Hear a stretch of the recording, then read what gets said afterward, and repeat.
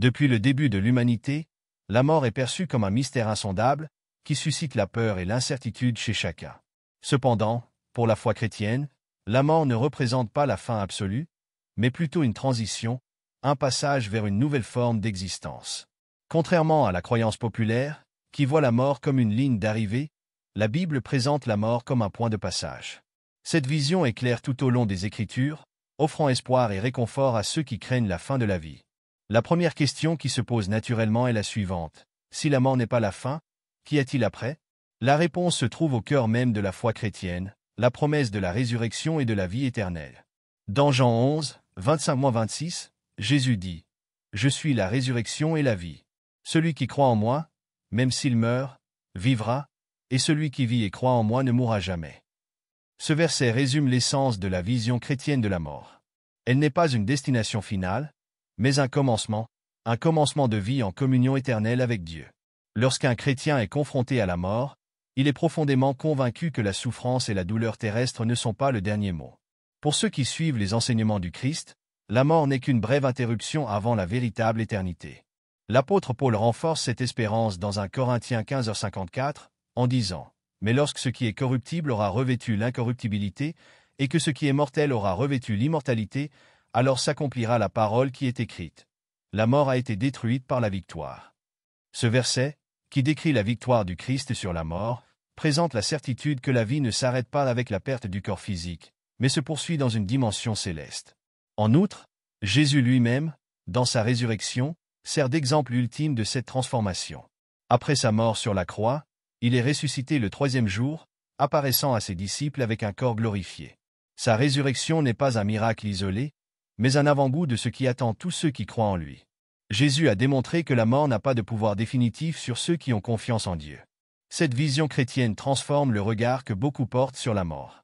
La mort n'est plus perçue comme une tragédie inéluctable ou comme la fin de tout ce que nous connaissons, mais comme une étape.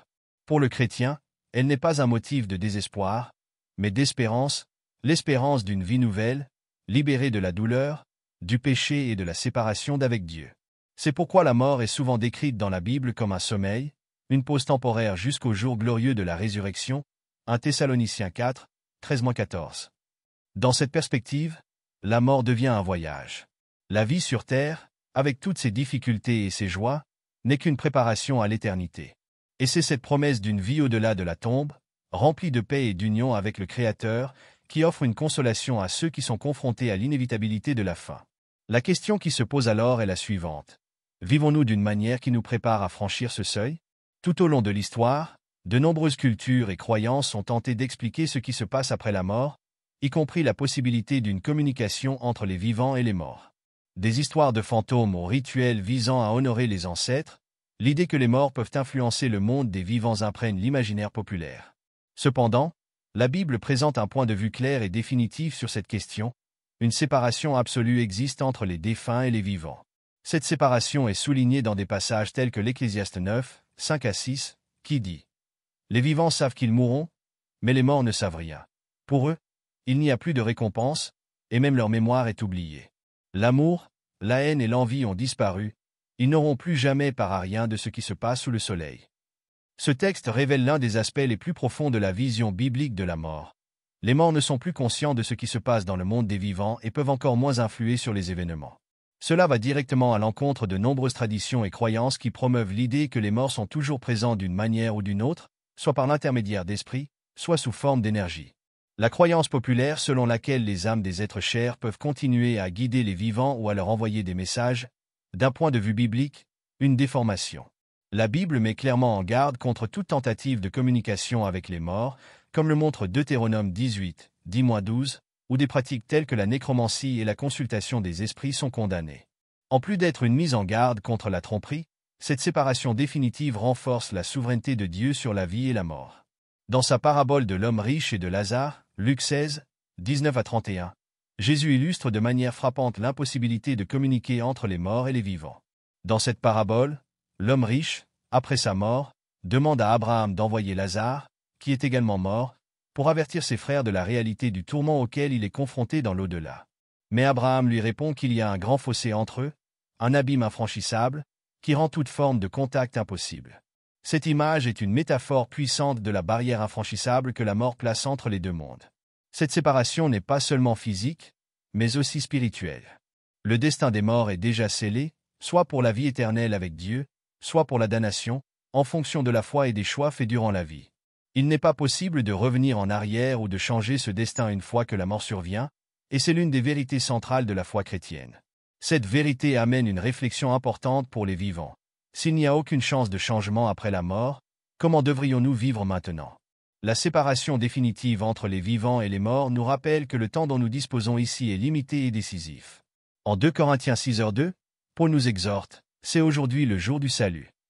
Cela signifie que les décisions que nous prenons aujourd'hui, de notre vivant, ont des conséquences éternelles et qu'il ne faut pas compter sur un après pour redresser notre vie. Cependant, cette séparation définitive apporte aussi du réconfort.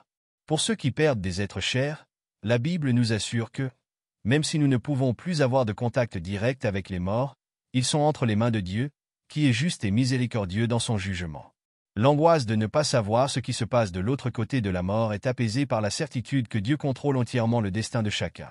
Par conséquent, la séparation définitive entre les vivants et les morts ne doit pas être considérée comme quelque chose de tragique, mais comme faisant partie du plan de Dieu. Elle nous encourage à vivre dans un but précis, en sachant que les occasions de changer et de chercher Dieu sont ici et maintenant. Et surtout, elle nous rappelle que même si nous ne pouvons pas franchir le gouffre par nous-mêmes, Jésus nous offre le pont vers la vie éternelle, où la mort et la séparation n'auront plus de pouvoir.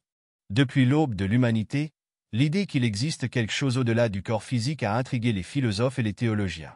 Dans la vision chrétienne, la réponse à ce mystère est clairement définie. À la mort, le corps retourne à la poussière de la terre et l'esprit retourne à Dieu, le Créateur. Ce concept est fortement ancré dans la Bible, notamment dans l'Ecclésiaste 12h7, qui déclare que la poussière retourne à la terre comme elle était, et que l'esprit retourne à Dieu qui l'a donné. Cette affirmation établit fermement le destin de l'âme, réfutant les idées populaires d'esprits errants ou perdus. Le sort de l'âme, selon la foi chrétienne, n'est pas soumis à l'incertitude ou au hasard. Contrairement à de nombreuses croyances qui suggèrent que les âmes des morts restent sur terre, en tant les vivants ou attendant le jugement d'une manière indéterminée, la Bible offre une réponse directe. À la mort, l'âme retourne immédiatement dans la présence de Dieu. Cela nous donne une vision de l'ordre et de la finalité du processus de la mort. Il n'y a ni confusion ni retard dans la destination finale de l'âme, elle est rappelée au Créateur qui l'a formée. Cette prise de conscience que l'esprit retourne à Dieu est une source de réconfort pour beaucoup. Face à la douleur et à la souffrance que provoque la mort, la certitude que l'âme du défunt est entre les mains de Dieu apporte paix et espoir. Dans Luc 23h46, quelques instants avant de mourir sur la croix, Jésus a dit « Père, entre tes mains je remets mon esprit ». Cette phrase ne représente pas seulement l'abandon de l'esprit de Jésus, mais sert également d'exemple à tous les chrétiens pour montrer comment, à la fin de notre vie terrestre, nous remettrons également notre esprit à Dieu, en nous fiant pleinement à ses soins. Dès que l'esprit quitte le corps, il entre dans une nouvelle dimension de l'existence, en dehors des limites physiques et temporelles que nous connaissons. Ce qu'il advient de cette âme qui retourne à Dieu est décrit de manière unique dans plusieurs passages bibliques. Dans Philippiens 1h23, l'apôtre Paul exprime son désir de partir et d'être avec le Christ, ce qui est bien meilleur. Ce passage reflète la confiance de Paul dans le fait qu'en quittant ce monde, il sera en présence immédiate du Christ, en communion directe et éternelle. Cependant, le voyage de l'esprit ne s'achève pas avec seul retour à Dieu. La résurrection promise par le Christ, où le corps et l'âme seront réunis sous une forme glorifiée, est l'étape finale de ce voyage. D'ici là, l'esprit trouve le repos et la paix dans la présence du Seigneur. Dans Apocalypse 14.13, nous lisons « Heureux les morts qui meurent désormais dans le Seigneur. Oui, dit l'Esprit, afin qu'ils se reposent de leurs travaux, et que leurs œuvres les suivent. » Ce repos n'est cependant pas un état de passivité ou d'oubli, mais une anticipation active du retour du Christ et de la résurrection des corps. L'une des principales idées fausses sur la mort est la notion que l'âme erre ou est piégée dans une sorte de limbe. Mais la Bible est claire. Il n'y a aucune confusion sur le sort des âmes de ceux qui sont en Christ. Contrairement aux nombreuses légendes et histoires populaires d'esprits errants ou de réincarnation, le destin final de l'âme chrétienne est une union immédiate et permanente avec Dieu. Cette croyance contraste fortement avec d'autres traditions religieuses et culturelles qui suggèrent des vies multiples ou des étapes intermédiaires. Pour le christianisme, il existe une certitude inébranlable, l'esprit retourne à sa source, au Dieu qui l'a donné. Cette vision n'est pas seulement rassurante, mais elle remet aussi en question notre façon de vivre. Si nous savons que notre esprit retournera à Dieu, quel impact cela a-t-il sur nos choix et nos priorités dans la vie présente? La réponse consiste à vivre de manière à être prêt pour cette transition, conscient que notre passage dans ce monde est temporaire et que notre véritable demeure est auprès du Créateur. La question essentielle que tout chrétien doit se poser est la suivante. Suis-je prêt à remettre mon esprit entre les mains de Dieu? Parmi les nombreuses promesses contenues dans les Écritures, peu sont aussi puissantes que celles de la résurrection des morts. Pour la foi chrétienne, la mort physique n'est pas le point final, mais le prélude à une transformation glorieuse.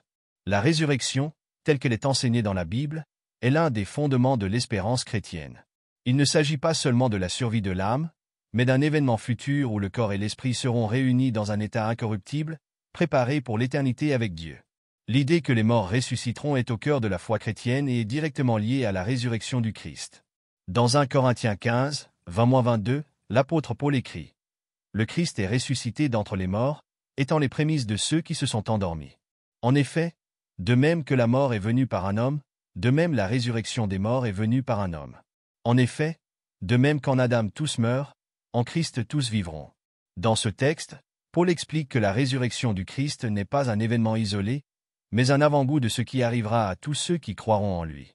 La résurrection est décrite comme un événement futur, qui aura lieu lors du retour du Christ, également connu sous le nom de jour du Seigneur.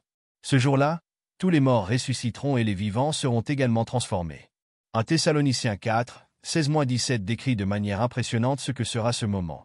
Car le Seigneur lui-même, à un grand cri, à la voix d'un archange et au son de la trompette de Dieu, descendra du ciel, et les morts en Christ ressusciteront premièrement.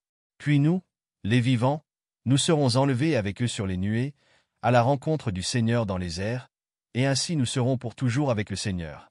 Ce texte, souvent cité dans les moments de deuil, apporte une consolation inestimable aux chrétiens, car il leur assure que la séparation de la mort est temporaire, et que ceux qui sont morts en Christ seront réunis aux vivants dans un état glorifié. Cette promesse de résurrection ne signifie pas seulement la restauration du corps physique, mais aussi une transformation radicale. Dans 1 Corinthiens 15, 52-53, Paul détaille cette transformation.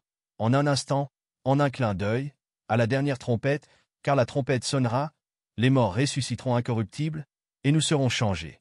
Car la trompette sonnera, les morts ressusciteront incorruptibles, et nous serons changés. Car il faut que ce qui est corruptible revête l'incorruptibilité, et que ce qui est mortel revête l'immortalité.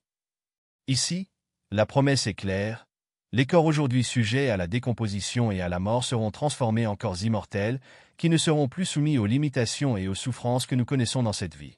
Cet aspect de la résurrection offre une perspective totalement nouvelle sur la mort. Au lieu d'être une chose à craindre, elle est considérée comme une porte qui mène à une existence parfaite et éternelle.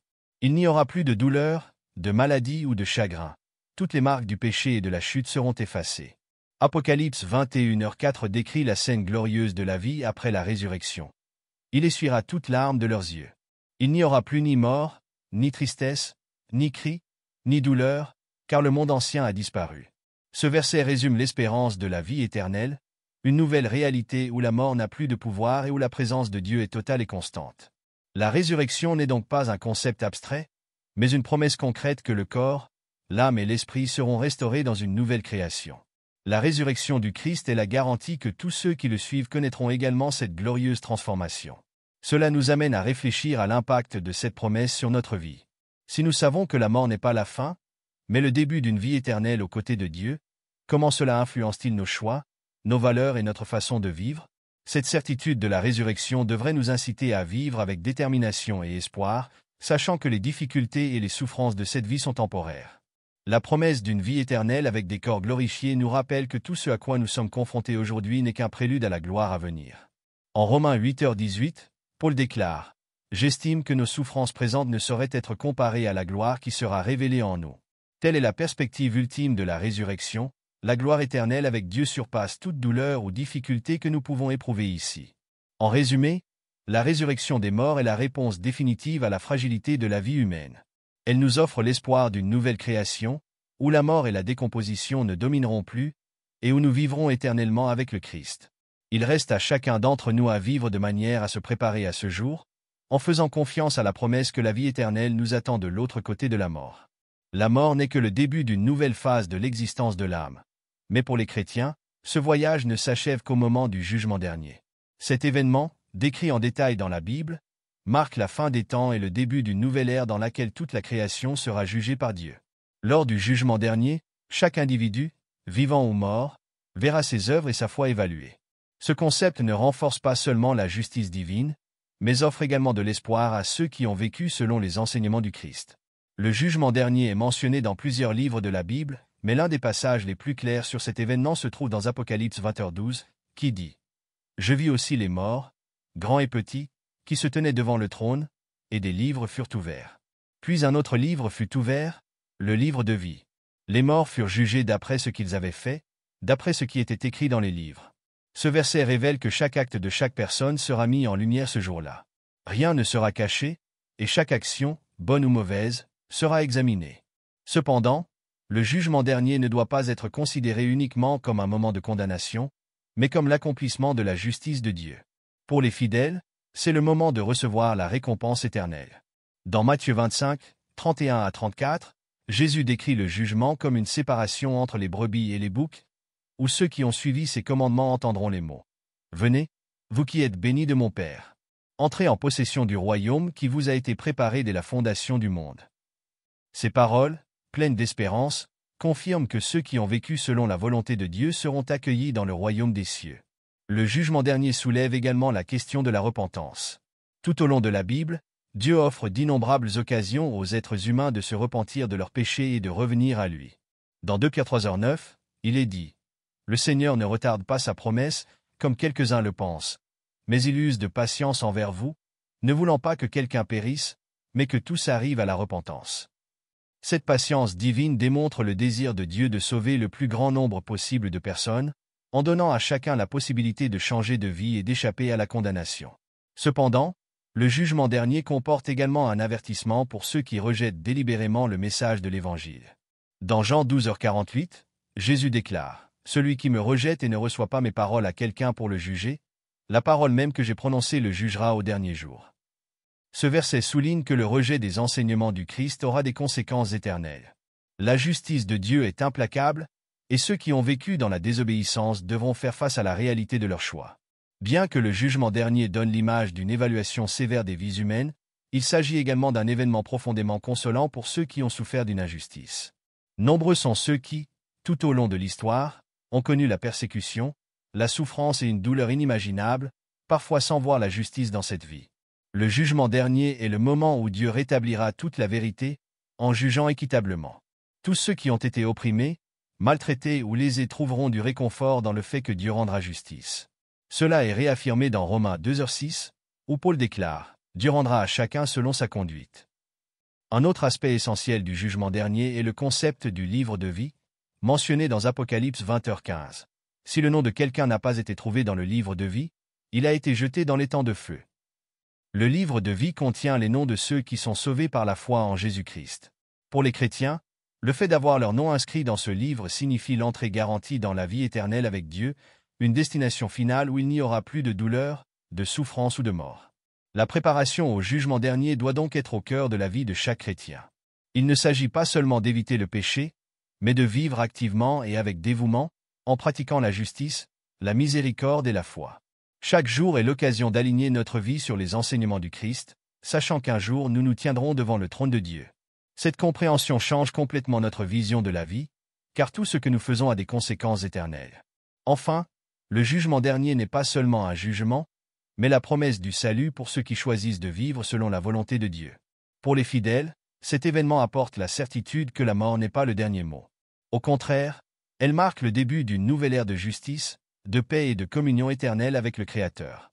Comme Jésus l'a dit en Jean 5h24, « En vérité, je vous le dis, celui qui écoute ma parole et croit en celui qui m'a envoyé à la vie éternelle et ne sera pas jugé, mais il est passé de la mort à la vie. »